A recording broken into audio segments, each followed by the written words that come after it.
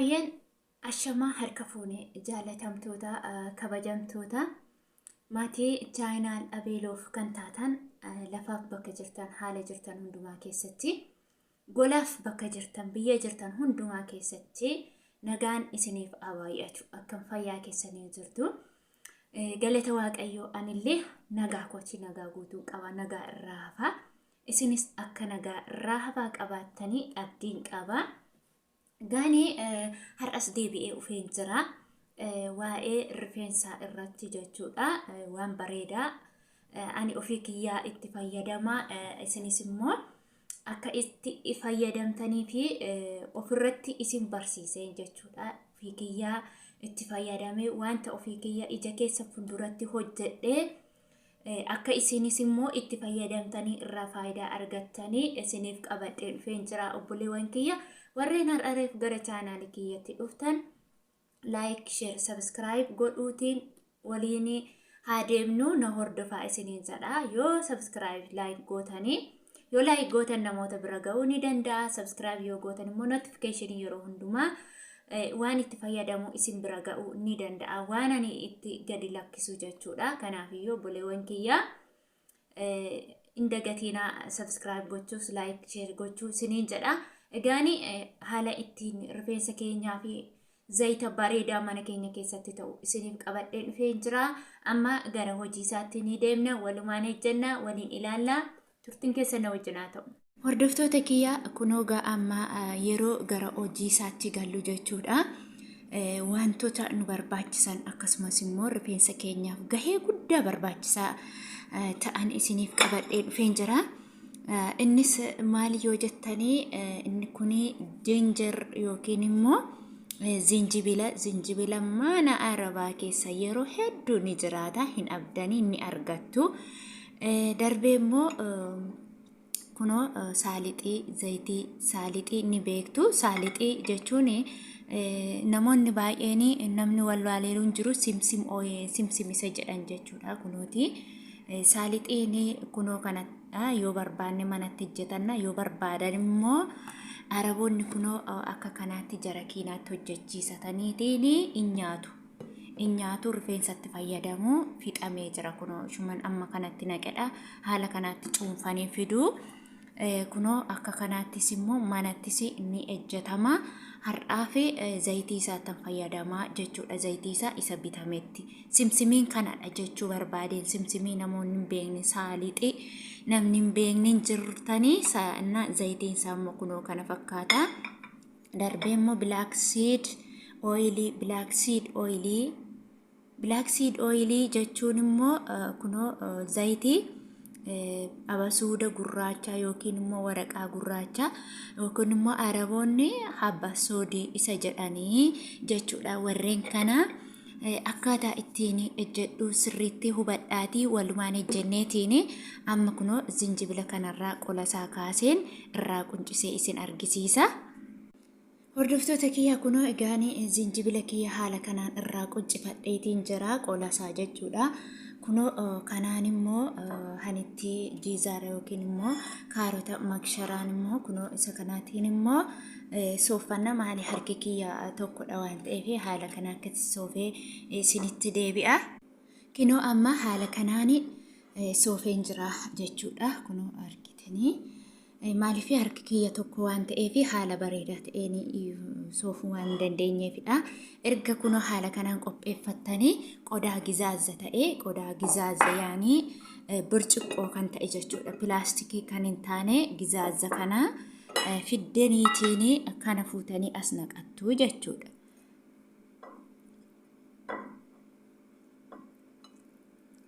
Haala baay'ee bareedaa ta'een mana keenya keessatti faayidaa guddaa kan irraa argachuu dandeenyu ni hojjetanna egaani kunoo erga akkasitti kunoo asitti naqanneeti haala kanaan jechuudha zayita simsima kana hundasaa itti naqaa jechuudha kunoo erga zayita simsimaa hundasaa itti naqeeti immoo black seed yookiin immoo zayita isa kanallee xiqqoo ishee kana akka isa kana hin baay'iftan ishee kana xabbii masheeti xabbii amalee baay'ee miti jechuudha kan itti fayyadamanii maaliif qaaliidha xabbii ishee tokko kan itti fayyadamtanii kunoo egaa akkas xabbitti gootaniiti kana deebistanii cuftu qadaaddu jechuudha. Erga qadaannee ammas isin argisiisa na hordofa. Egaan kunoo akkasittiin biradistii duwwaa qopheeffattu jechuudha. Biradistii duwwaa qopheeffitanii kunoo bishaan immoo gallaayyaa ho'ifa'ee kaawwadheetiin jira. Bishaan gallaayyaa kana keessa gara biridistiitti naqnaa jechuudha.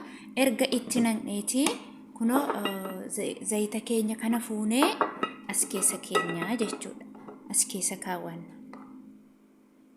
Kunoo erga dhaabbachuusaa bartanii seeraan erga dhaabdanii qadadasaa irraa bantu jechuudha. Qadadasaa ittiin affaniina maaliif ho'aadha waan ta'eef egaa kunoo as keessa gooneeti qabbana yookiin immoo abiddarra keenya na hordofa. Egaa kunoo erga asirra keessaniiti jechuudha. Abiddarra erga geessanii kunoo haala kanaan akkasitti totochoostu hanga daqiiqaa 20 irra kaaha. Hanga daqiiqaa 20 bilchaatee haga inni chichik jedhee zayitoonni keenyi wal nyaatanii bilchaatanitti jechuudha. Amma isinii jechuudha fakkeenyaaf an akka carraa ta'ee zayitoota adda addaa mana keessatti argadha. Maaliif isa isaan itti fayyadaman ittiin fayyadama ofii kiyya hin bitu jechuudha. Fakkeenyaaf simsimiin suni saalixiinis oriijinaaladha. Ofii isaanii bira dhaabbatanii daaksisanii fidatu hin nyaatu waan ta'eef jechuudha. Ganama qursiin illee hin nyaatu, rifeensa illee itti fayyadamu. Abasuudallee akkasuma isin immoo yoo akkas abdanii jechuudha. Ammagaa zayita tokko yoo argattan homaa rakkoo tokko illee hin qabu. Zinjibilli iddoo fe'ettu inni jira. Yoo zinjibila argattan isin immoo jechuudha zayituunii yookiin immoo weeraa zayitiitiin haala kanaan hojjechuu dandeessu. Yaani dirqama zayita ani itti godhe kana itti gootu jechuu osoo hin taane kokonaat ooyiliitiinis hojjetachuu dandeessu. Zayituutii yookiin immoo weeraa zayitiinis hojjetachuu dandeessu isiniin jechuu barbaadeen. Maaliif ani zayita kanaan arganne waan ta'eef hin jedhu jechuu hin qabdani. Kunoo haala kanaatiin hanga hin gubammoo yeroo isin wanta kana gootan jechuudha. Beezii yookiin immoo wantiitiin suuta jettanii keessa baafattu yeroo uume bishaate yeroo bilchaate uume jechuudha. Sirriitti ega bishaateeti beezii yookiin immoo wayitiin qabdanii ol baafattu malee hin gubaa isin gubuu danda'a gizaaza waan ta'eef jechuudha. Na haga dhumaatti na hordofa. Kunoo zayitiin kiyyaa kunoo haala kanaanii na bilchaatee jira. Seeraan akkasittiin hanga inni bilchaatutti jechuudha. Toshitanii bilcheessitanii kaatanii daqiiqaa 20 erga inni chik jedhee akkasitti bilchaateeti jechuudha. Qabbaneessitanii erga qabbanaa'eeti qodaa qulqulluu ta'e kunoo saayinaa yookiin qodaa qulqulluu ta'e qopheeffadheera. Fooxaa yeroo hundumaa kan itti fayyadamu fooxaa akka kanatti fooxaa bareedaa. Maaliif rifeensi keenya qulqullina barbaada waan ta'eef kunoo akkasittiin fuunee kana qabbaneessuu qabdu. Erga qabbaneessitanii maaliif yeroo calaltanii baay'ee waan isin dhibuuf jechuudha. Isin gubuu danda'a. Kunoo haala kanaan egaanii calalee zayitiisaa isin argisiisa. Obboleewwan kiyya harki kiyya tokkodha. Kunoo haala kanaan jechuudha. Haala kanaan kunoo haala kanaan akkasittiin calalee xumuree isin argisiisa.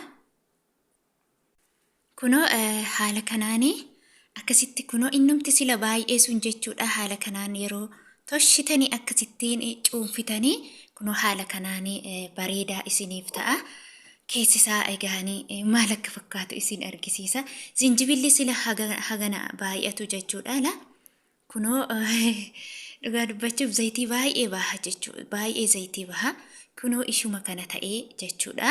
Egaa sakana waliin qopheeffannee kaawwannaa qodaa kanatti naqadhaa jechuudha. Ani ammaaf egaanii akkasitti kunoo kana fakkaata zayitiin kiyya har'aa.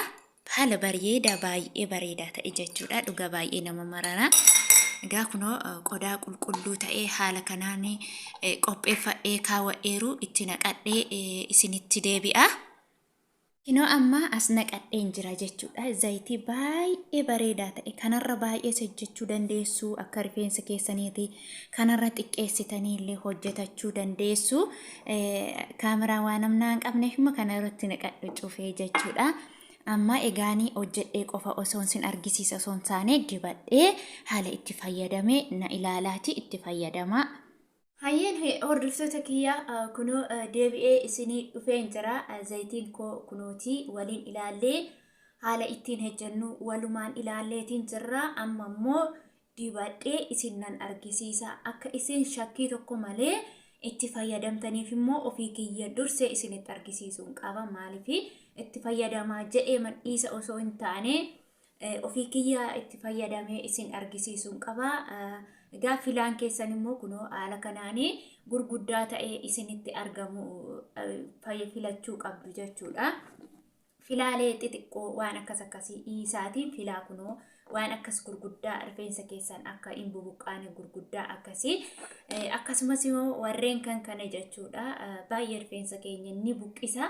Kanaaf filaa isin filachuu qabdan kunoo filaa akka kanaa ta'uu qaba. Ergaa akkas ta'eeti rifeensa keessan yeroo hundumaa gara lamatti hiruu qabdu. Ani yeroo hundumaa maaliif rifeensi fuuldurarraa akka hin dhumnee fi gara lamatti hiruun jaaladha.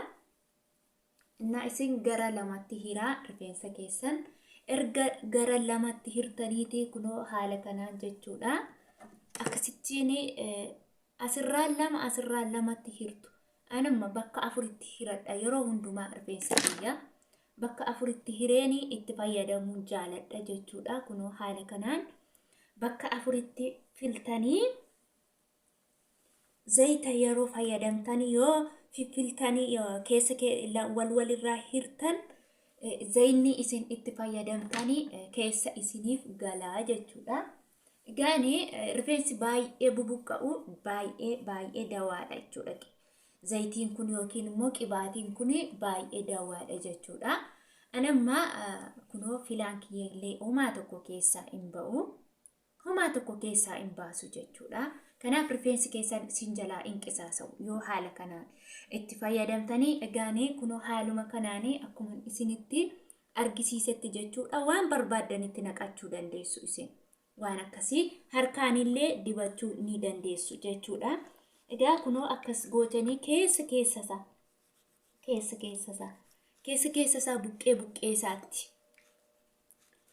buqqee isaatti erga keessa gootanii buqqee isaatti erga dibdanii harka keessaniin immoo maasaajii gootu.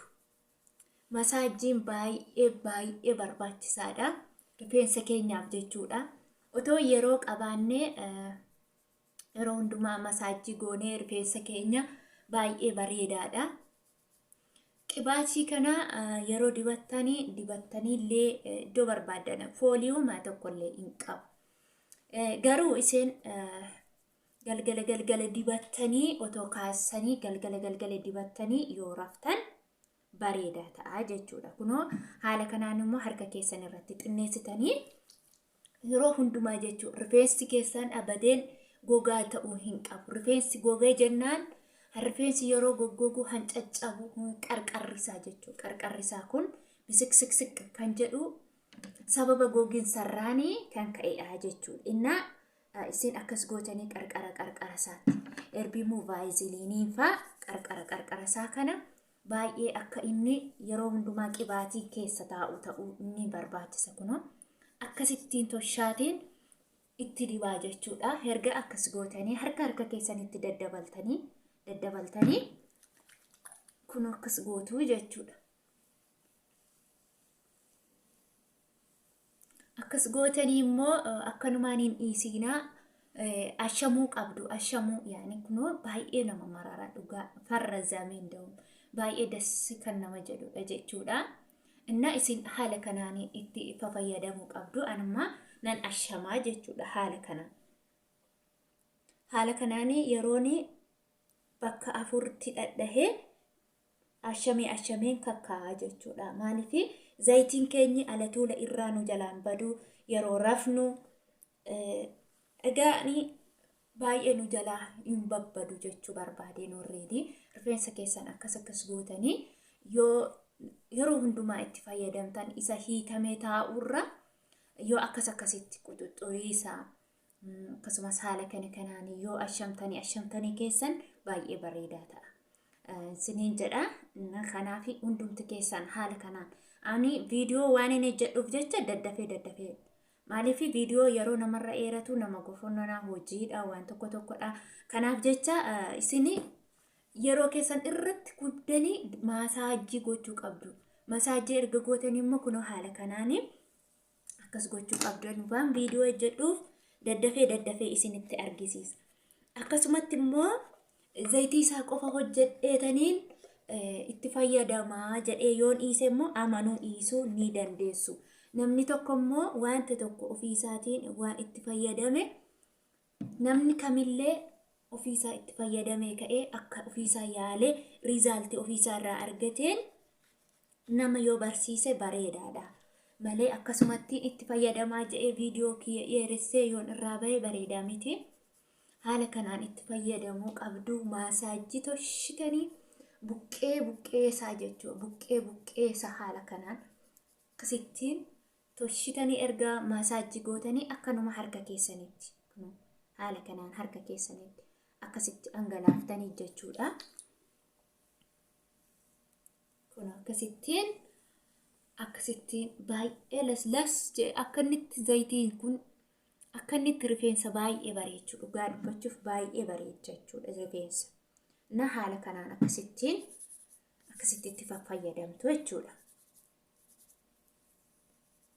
Hamma qarqarasaatti erga akkasitti itti fayyadamtanii akkuma isa sana isinitti himeen jechuudha. Kun akkasittiin ashamannaa jechuudha. Ashamtanii hijaaba keessas ta'ee waysimmoo yoo bakkee baatu ta'e bareechatanii ooftuu dandeessu. Namoonni amma ogummaa bareechanii dhahuu qabdanii jirtu jechuudha. Bareechitanii ofumarratti akka waan namni isinii dhaheetti ofumarratti dhahattanii guyyaa 3-4 ofirra bulchuu ni dandeessu jechuudha. Maaliif ani xiqqoo yeroon waan hin qabneef daddafee dibadhee kilaasirraa bahuun qaba. Maaliif yoo gidduu natti dhufan immoo rakkoodha waan ta'eef jechuudha. Kanaaf daddafee godhee isin argisiisa. Akkaataa itti isin fayyadamasaa hin beektu jedheetuma yaada obboleewwan kiyyaa kun haala kanaan fayyadamtu. Baay'ee nama dhibu baay'ee salphaadha. Wanta mana keessatti argachuu dandeenyudha. Baay'ees immoo kan namatti toludha jechuudha. Kun akkasitti hijaabatti godhannaa. Inna haga dhumaatti na hordofaa isiniin jedha. Hayyeen kunoo haala kanaan xumureen jira akka viidiyoon isinitti dheerannee fi haaluma karaa asiinii ejjedheetiin karaa asiiniis haaluma kanaan ejjedhee inna hundi keessan haala kanaan akka itti fayyadamtan abdiin qaba. Akkasitti deemtanii ooluu hin dandeessu isiniin jechuun barbaada obboleewwan kiyya. Like, share, subscribe gochuu hin dagatiina. Hanga turtii waan biraatiin walitti deebinutti turtii gaarii isiniif haa ta'u. Lafa nagaa turaa isiniin jedha obboleewwan kiyyaa. Ciao.